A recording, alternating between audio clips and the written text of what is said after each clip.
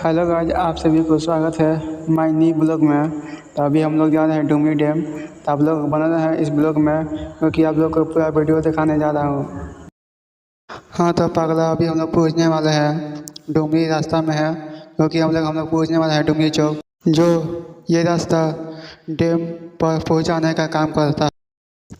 हम लोग पहुँच चुके हैं डुमरी वाले रास्ता में, जो ये डैम पास लेके जाता है। फाइनली गाइस, हम लोग पहुँचने वाले हैं, क्योंकि ये डैम पास में ही है। और व्लॉग और वीडियो देखने के लिए मुझे फॉलो कर ले, ताकि मैं ऐसा वीडियो आप सभी को हर जगह का दिखाता जाऊं।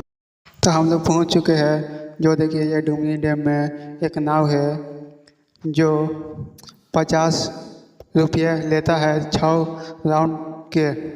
तो आप लोग देख सकते हैं नाव का कैसा डिजाइन है पागला इस वीडियो में।